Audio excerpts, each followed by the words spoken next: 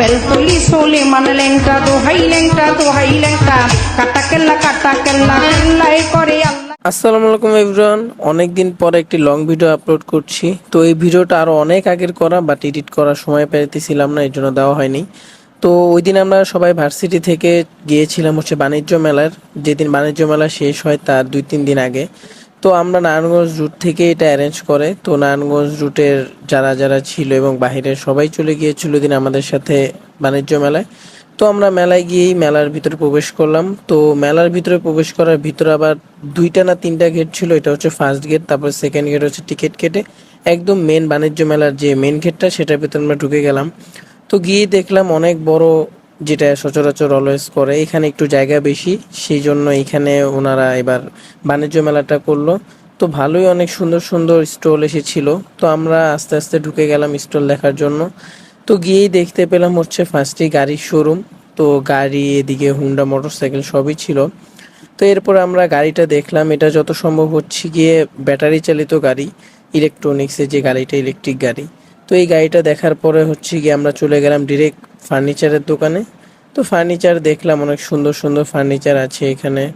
এখানে খাট থেকে শুরু করে সোফা সবগুলো এখানে পাওয়া যায়।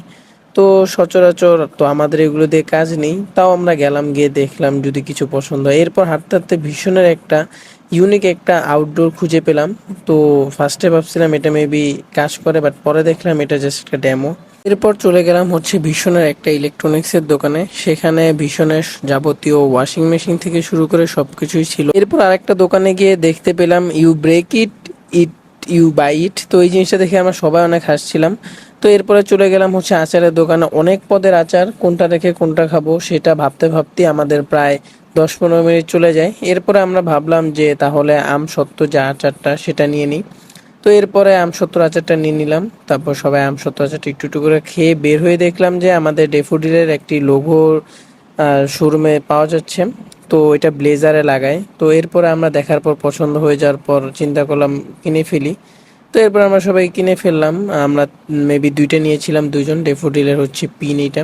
তো এরপর এটা নেওয়ার পর দেখলাম এখানে আর অনেক ইউনিভার্সিটির আছে, ইউনিভার্সিটি কলেজের ব্লেজারের পিন আছে। তো এরপর চলে গেলাম সেই বাণিজ্য মেলার ভাইরাল দোকান, যেখানে সবাই যায় 100 টাকার ওই ব্যান্ড কিনতে। তো সেই ভিড় দেখলাম।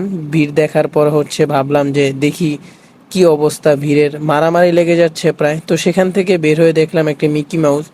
মিকি মাউসের সাথে দেখা করে আমরা চলে গেলাম আবার ভিতরে দেখার জন্য যে কিছু আছে নাকি, কিছু বাদ পড়ে গেল নাকি। বাট সেই সময় দেখলাম অনেক দেরি হয়ে গেছে, আর দেখার কিছু নাই, যা দেখার তা সব দেখিয়ে ফেলছি।